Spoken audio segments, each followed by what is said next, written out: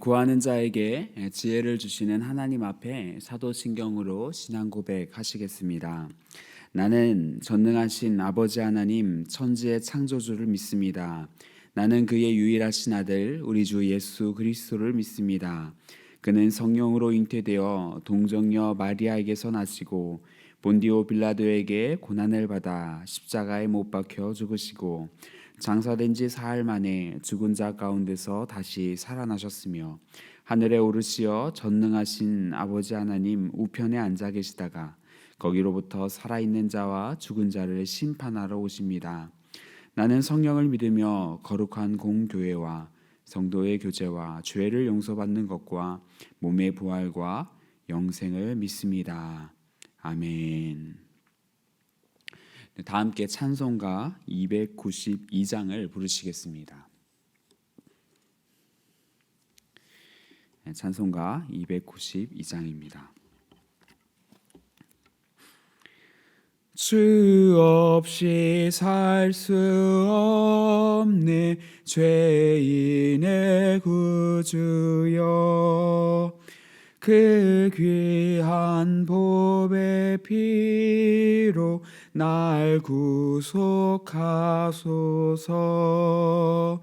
구주의 사랑으로 흘리신 보혈이 내 소망 나의 위로 내 영광 됩니다. 주 없이 살 수 없네 나 혼자 못 서리. 힘없고 부족하며 지혜도 없도다. 내 주는 나의 생명 또 나의 힘이라. 주님을 의지하여 지혜를 얻으리. 주 없이 살 수 없네 내 주는 하신다. 내 영의 깊은 간구 마음의 소원을 주밖에 나의 마음 네 알아주리요. 내 마음 위로하사 평온케 하시네. 주 없이 살 수 없네 세월이 흐르고 이 깊은 고독 속에 새 생명 끝나도 사나운 풍랑일 때 날 지켜주시니 내 곁에 계신 주님 늘 힘이 됩니다. 아멘. 오늘 우리에게 주시는 하나님의 말씀은 잠언 22장 17절에서 29절까지 말씀입니다.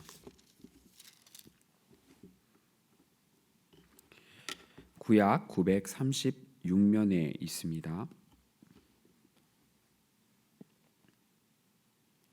잠언 22장 17절에서 29절까지의 말씀을 함께 교독하시겠습니다.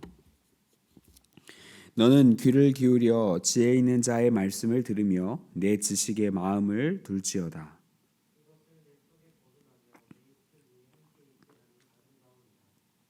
내가 내게 여호와를 의뢰하게 하려 하여 이것을 오늘 특별히 내게 알게 하였노니 내가 진리의 확실한 말씀을 깨닫게 하며 또 너를 보내는 자에게 진리의 말씀으로 화답하게 하려 함이 아니냐.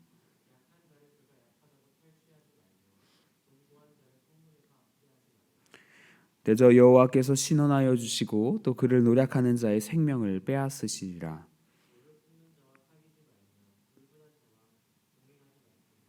그의 행위를 본받아 내 영혼을 올무에 빠뜨릴까 두려움이니라. 만일 갚을 것이 내게 없으면 내 누운 침상도 빼앗길 것이라. 내가 어찌 그리하겠느냐. 내가 자기의 일에 능숙한 사람을 보았느냐. 이러한 사람은 왕 앞에 설 것이요 천한 자 앞에 서지 아니하리라. 아멘. 제가 예전에 섬기던 교회에서 이렇게 준장으로 전역을 하신 장로님이 계셨습니다. 준장은 우리가 소위 이렇게 별을 달았다 이렇게 이야기하는 직급인데요. 보통 이 준장이 군단장과 사단장을 맡습니다. 몇만 명에서 뭐 몇십만 명을 통솔하는 아주 높은 직급입니다. 아무나 될 수 있는 계급이 아니죠. 아마 그 장로님은 한 20-30년 정도 군 생활을 하시면서 아마 그 자리에 오르기까지 산전수전을 다 겪지 않으셨을까라는 생각이 듭니다. 그리고 조직 생활을 오래 하셨으니까 또 그것에 대한 노하우도 참 많으시겠죠. 근데 제가 그런 장로님께 평생 동안 좀 쌓아왔던 그 조직 생활에 대한 노하우를 좀 듣고 싶었습니다. 어떻게 하면 그 이야기를 들을 수 있을까 고민하다가 이런 질문을 드렸습니다. 장로님, 만약에 장로님의 자녀가 직장에 들어가서 이제 막 직장 생활을 시작하면 어떤 말씀을 해주고 싶으십니까? 라고 질문을 했습니다.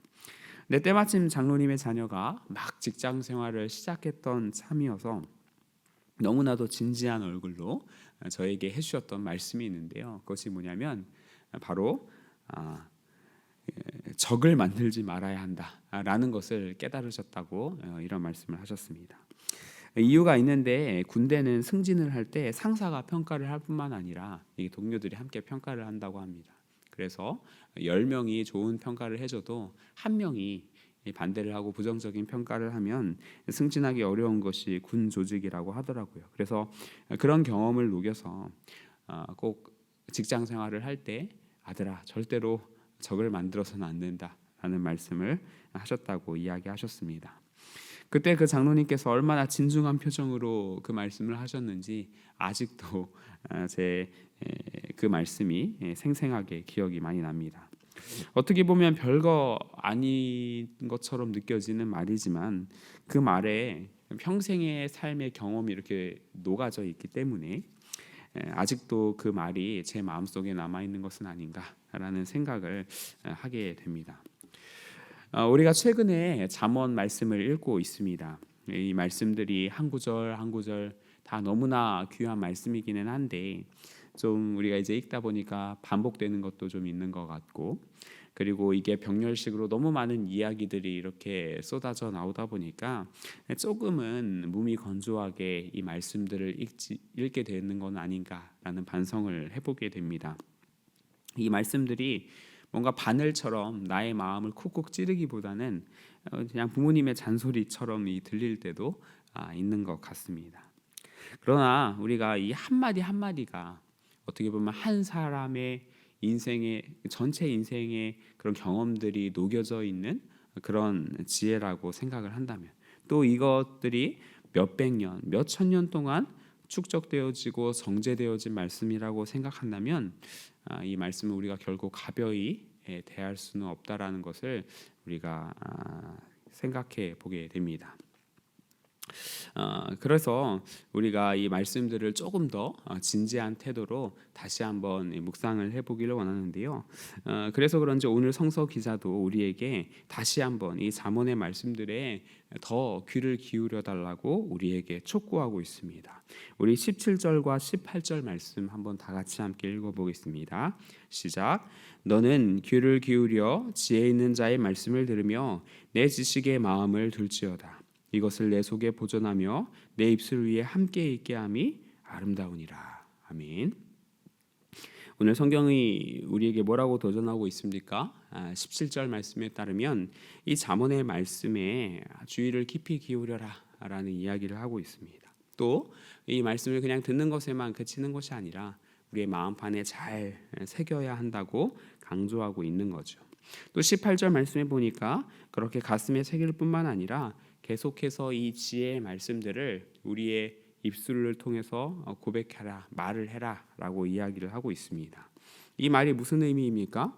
문자 그대로 이 잠언 말씀들에 대해서 많이 이야기하고 다녀라 이런 뜻도 있겠지만 더 깊은 뜻은 삶에 체화시키라는 그런 뜻입니다. 우리가 무언가 말을 할 수 있다라는 것은 그것이 내 것이 되었다라는 이야기거든요.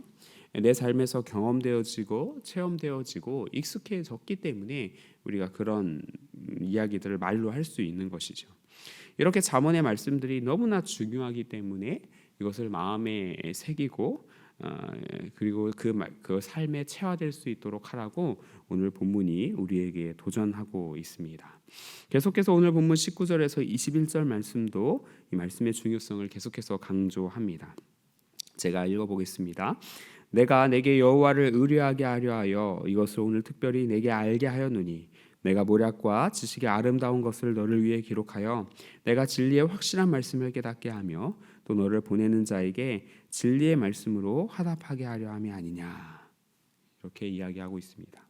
이 말씀을 한마디로 하면 이 잠언의 말씀들, 이 지혜들 이것이 곧 진리다라고 이야기하는 것입니다. 인생에서 이것보다 더 중요한 것은 없다라는 의미입니다. 특별히 19절 말씀에 보니까 이런 표현이 있는데요. 내가 내게 여호와를 의뢰하게 하려 하여 이것을 내게 알게 하였다. 이런 표현을 하고 있습니다. 다시 말해서 오늘 성서 기자는 이 잠언 말씀을 붙드는 것은 곧 하나님을 의뢰하게 되는 행위다라고 이야기를 하고 있는 거죠. 즉 우리가 지혜를 깨닫게 되면 그 지혜로 말미암아 하나님을 더욱더 의지하게 된다. 이런 뜻을 가지고 있고요. 또 역도 성립을 합니다. 어떤 의미냐면 우리가 이 지혜의 잠언을 의지하는 것이 곧 여호와 하나님을 의뢰하는 것과 마찬가지로 아주 값진 행위라는 것입니다.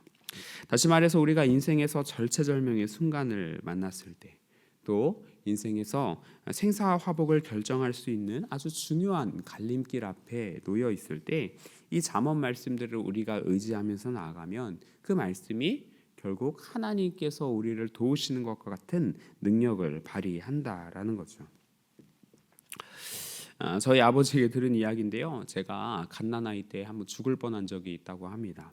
제가 갑자기 경기를 일으키더니 한 몇 초 동안 숨을 멈췄다고 하더라고요. 그래서 그런 제 모습을 보면서 저희 어머니는 발을 이렇게 동동 구르면서 어떻게 하나 이렇게 당황하고 계신데 그때 저희 아버지가 어머니를 진정시킨 다음에 아이를 놓고 기도하자고 하셨다고 합니다. 그래서 이제 기도를 막 하시는데 갑자기 말씀이 떠올랐다고 하세요. 하나님께서 사람을 창조하실 때 코에 생기를 불어넣었다라는 말씀이 생각이 나서 기도를 한 다음에 코에다가 숨을 훅 불어넣으셨답니다. 그랬더니 숨이 트이고 제가 살아났다는 이야기를 들은 적이 있습니다. 뭐 믿거나 말거나인데요. 바른 적용인지는 모르겠지만 저는 그런 생각합니다. 우리가 삶을 살아가다가 정말 위기의 순간이 찾아왔을 때, 정말 중요한 결정의 순간들을 만났을 때 우리가 읽었던 말씀들이 이렇게 불현듯 떠오르는 거죠. 그리고 그 떠오른 말씀들이 우리를 살리는 하나님의 도우심을 얻게 하는 그런 역할들을 하는 말씀이 될 수 있을 거라고 굳게 믿습니다. 우리가 그런 기대감을 가지고서 오늘 잠언 말씀에 좀 귀를 기울이면 좋겠다라는 생각이 듭니다. 오늘 본문 크게 네 가지를 이야기하고 있습니다. 먼저 첫 번째는 가난한 자를 잘 도우라는 말씀인데요. 22절에서 23절 말씀입니다. 한번 다 같이 읽어보겠습니다. 시작. 약한 자를 그가 약하다고 탈취하지 말며 공고한 자를 성문에서 압제하지 말라. 대저 여호와께서 신원하여 주시고 또 그를 노력하는 자의 생명을 빼앗으시리라. 아멘. 오늘 본문은 가난한 사람들과 사회적 약자들을 잘 돌봐주어야 한다 그런 이야기를 하고 있습니다. 우리 하나님께서는요 약자들의 하나님이십니다. 하나님은 제국의 왕들과 결탁해서 그들과 운명을 같이 하는 그런 분이 아니십니다. 도리어 그런 황제들은 미워하시고 사회 밑바닥에 있는 자들과 운명 공동체가 되어서 그들을 도우시는 하나님이십니다. 그래서 우리 하나님께서는 애굽의 1인자 바로를 미워하셨고요. 도리어 피라미드 가장 밑바닥에 있는 이스라엘 백성들을 귀하게 여겨주시고 그들을 사랑하여 주시고 그들의 하나님이 되어 주셨습니다. 우리가 이 사실을 늘 기억하면서 이 땅에 살아갈 때 여전히 존재하고 있는 가난한 자들 또 사회적 약자들을 돕기 위해서 우리가 부단히 애써야 할 줄 믿습니다. 약 10년 전에 아담 그랜트가 쓴 기브 앤 테이크라는 책이 출판되었습니다. 이 책은 자기계발서인데요. 책에서 저자는 사람들을 세 가지로 분류를 합니다. 첫 번째는 기버입니다. 이 기버는 다른 사람에게 베푸는 것을 좋아하는 사람입니다. 그리고 두 번째는 테이커입니다. 이 테이커는 가지는 사람입니다. 다른 사람에게 받기만을 좋아하는 사람입니다. 그리고 세 번째는 매처입니다. 내가 주는 것만큼 또 그만큼 내가 받는 그런 것을 이제 매처라고 부릅니다. 이렇게 세 가지 종류의 사람이 이 땅에 존재한다고 합니다. 근데 저자가 오늘날 사회에서 성공한 사람들이 어떤 사람인지를 다 조사를 해보니까 놀랍게도 사회에서 가장 많이 성공한 사람은 테이커나 매처가 아니라 기버였다라고 이야기를 합니다. 그것을 통계적으로 확인하게 됐습니다. 자신의 것을 아끼지 않고 나누는 이타적인 사람들, 약자들을 돌보는 사람들은 특유의 근면함과 성실함, 또 좋은 인간관계로 성공을 했다라는 이야기죠. 이처럼 다른 사람에게 주기를 좋아하고 베푸는 사람들, 복이 있는 줄 믿으시기 바랍니다. 이 사실을 기억하면서 우리 주변에 있는 사회적 약자들에게 늘 관심을 가지시는 우리가 되었으면 좋겠습니다. 또 오늘 말씀, 오늘 본문 두 번째로 분노를 경계하라 이런 이야기하고 있습니다. 24절에서 25절 말씀입니다. 노를 품는 자와 사귀지 말며 울분한 자와 동행하지 말지니 그의 행위를 본받아 내 영혼을 올무에 빠뜨릴까 두려움이니라. 아멘. 오늘 본문은 이게 분노에 대해서 또 이렇게 이야기를 하고 있습니다. 분노는 하나님께서 미워하시는 감정 중에 하나입니다. 모세가 좀 생각이 났는데요. 모세는 훌륭한 지도자였지만 자신 안에 있는 분노를 잘 관리하지 못하고 또 하나님 앞과 사람들에게 그런 분노를 표현하였다가 하나님께 책망을 받게 되었습니다. 그 탓에 결국 꿈에 그리던 가나안 땅에 들어가지 못하게 되었고 모압 평지에서 아쉽게 죽음을 맞이하게 되었죠. 이렇듯 분노는 하나님께서 미워하시는 행위이기 때문에 우리가 늘 조심해야 하는 감정이기도 합니다. 아들러라고 하는 아주 유명한 심리학자가 있습니다. 이 아들러는 이 분노라는 감정에 대해서 아주 탁월하게 설명한 적이 있는데요. 그는 이 분노라는 감정을 이렇게 분석하면서 이 분노라는 감정의 뿌리에는 그 사람의 열등감이 존재하고 있다라고 이야기를 하고 있습니다. 분노는 자신의 열등감을 감추기 위해서 사용하는 감정이라는 거죠. 그리고 더 나아가서 분노는 자신이 원하는 대로 이 상황, 자기에게 주어진 상황을 통제하기 위해서 사용하는 감정이라고 또 추가적으로 이야기를 했습니다. 그래서 아들러는요, 이 분노하는 사람을 보고 무서워할 필요가 없다 그런 이야기를 합니다. 저 사람에게 열등감이 많구나라고 생각하면은 냉정하게 대처할 수 있다라는 이야기를 했습니다. 오늘 본문에 보니까 우리에게 분노를 품지 말라 이야기하기보다는 분노를 품는 자와 동행하지 말라 이런 이야기를 하고 있습니다. 왜냐하면 그 분노가 전염성을 가지기 때문인 것인데요. 그런데 이 삶이라는 것이 우리가 뭐 내가 좋아하는 사람만 함께 살아가는 것이 아니라 내가 싫어하는 사람, 또 나에게 분노하는 사람, 이런 사람들과도 함께 살아가야 하는 것이 또 우리의 현실인 것 같습니다. 그럼 우리가 어떻게 하는가? 이런 사람, 분노하는 사람들을 만났을 때 어떻게 해야 할까? 근데 그럴 때마다 우리가 그 사람들의 분노 뒤에 숨겨져 있는 또 열등감들이라든지 아니면 그 상황을 통제하고 싶어하는 마음, 이런 것을 좀 이해할 수 있다면 그 분노에 휘둘리지 않고 또 그 분노에 영향받지 않고 전염되지 않고 더욱 성숙하게 대처할 수 있지 않을까 생각이 듭니다. 계속해서 오늘 전원 말씀 세 번째 강조점은 보증을 서지 말라 이런 이야기하고 있습니다. 우리 26절에서 27절 말씀 다 같이 읽어보겠습니다. 시작. 너는 사랑과 더불어 손을 잡지 말며 남의 빚에 보증을 서지 말라. 만일 갚을 것이 내게 없으면 내 누운 침상도 빼앗길 것이라. 내가 어찌 그리 하겠느냐. 이 잠언 말씀을 이렇게 보면요, 유독 이 보증에 관한 이야기가 참 많이 나오고 있습니다. 이 잠언에서만 거의 한 6번 정도 이 보증 서지 말라는 이야기가 나오는데요. 언뜻 보면 이 보증 서는 행위는 어려운 사람들을 이렇게 도와주는 사실 선한 행위처럼 보입니다. 그래서 하나님께서 좀 이게 장려하셔야 하는 그런 행위 아닌가라는 생각도 드는데요. 그러나 우리가 어려운 사람들을 돕는 것, 약자들을 돕는 것, 이런 것은 참 좋은 일이지만 그 도움도 자신의 분수와 책임에 맞게 해야 된다라는 것을 우리가 오늘 본문을 통해서 알 수가 있습니다. 심리학에서 메시아 신드롬이라고 하는 용어가 있습니다. 이 메시아 신드롬은 자신이 꼭 구세주가 되어야 한다라는 그런 신념, 잘못된 신념을 뜻하는 것인데요.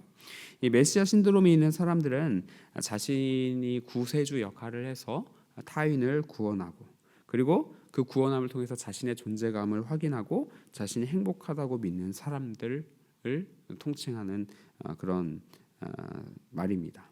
그러나 이것은 이제 잘못된 신념입니다. 왜냐하면 인간은 완전하지 못한 존재이기 때문이죠.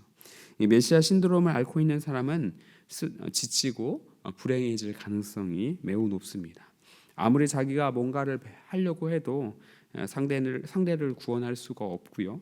또 기대와 현실 사이에서 괴리가 커져갑니다. 그리고 도움받는 사람은 처음에 자신을 도와준 상대가 고맙다가 결국에는 나중에 본인이 부탁한 적 없는 그 상대의 메시아 역할이 부담스러워지게 되는 거죠. 그리고 결국 관계가 깨어지게 되는 것입니다. 우리는 그리스도인으로서 사람을 구원할 수 있는 이는 오직 하나님 한 분밖에 없다는 사실을 믿음으로 고백하는 사람들입니다.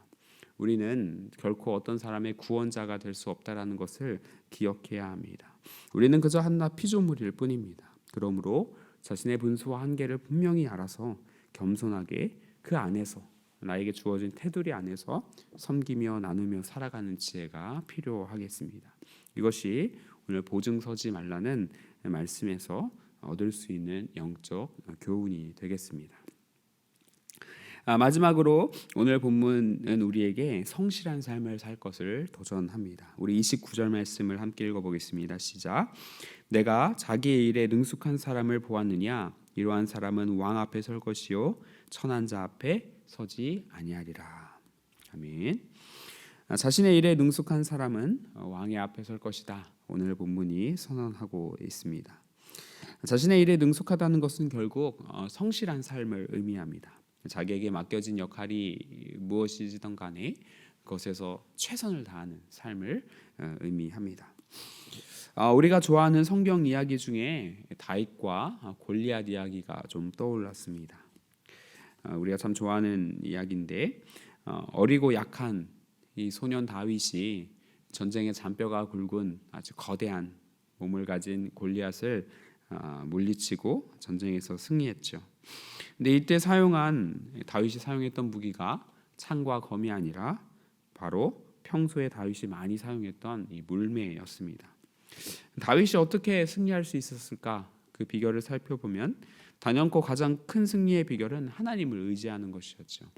칼과 창과 단창으로 그 골리앗에게 나아가는 것이 아니라 만군의 여호와 하나님의 이름을 의지하여서 그 앞에 나아갔던 믿음의 고백이 전쟁을 승리로 이끌었습니다.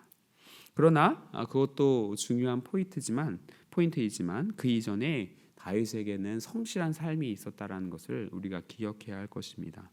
다윗은 평소에 아무도 알아주지 않는 그 양치기의 삶을 아주 최선을 다해 감당했습니다. 어렸을 적부터 양을 칠 때 맹수가 와서 양을 물어가면 그 맹수를 두려워하지 않고 끝까지 쫓아가서 맹수와 싸우고 양을 구해냈습니다. 아마 그때 사용했던 도구가 바로 물매였을 것입니다. 다윗이 골리앗을 물리친 것은 우연이 아니라 평소에 양치기를 하면서 열심히 물매 훈련을 했던 것이 결국 성과를 이룬 것이라고도 우리가 생각해 볼 수 있겠습니다. 이렇듯 성실한 삶은 결국에는 아름다운 열매를 맺기 마련입니다. 아무도 나의 삶에 주목하지 않는다고 하여도 하나님께서는 우리를 지켜보고 계십니다. 우리와 함께 하시는 그 하나님을 기억하면서 오늘도 착하고 충성된 삶을 살아갈 수 있는 우리 구미교회 성도님들 되셨으면 좋겠습니다. 그리고 이렇게 참으로 지혜 있는 삶을 살아가서 오늘도 승리하시는 우리 성도님들 되시기를 주님의 이름으로 축복합니다. 함께 기도하시겠습니다.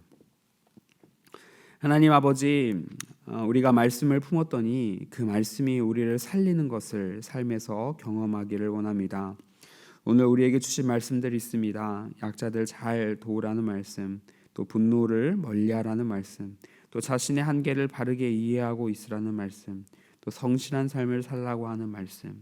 이 말씀들 잘 기억하면서 우리가 참으로 복된 삶을 살아가는 저희들 될 수 있도록 아버지 은혜 허락하여 주시옵소서.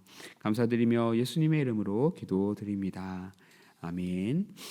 하늘에 계신 우리 아버지, 아버지의 이름을 거룩하게 하시며 아버지의 나라가 오게 하시며 아버지의 뜻이 하늘에서와 같이 땅에서도 이루어지게 하소서. 오늘 우리에게 일용할 양식을 주시고 우리가 우리에게 잘못한 사람을 용서하여 준 것 같이 우리 죄를 용서하여 주시고 우리를 시험에 빠지지 않게 하시고 악에서 구하소서.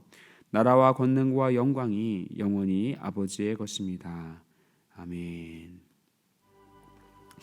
이 시간 우리 말씀 가지고 기도하기 원합니다. 오늘 하루도 우리가 하나님이 주시는 지혜로 승리할 수 있게 해달라고 기도하시기 바랍니다.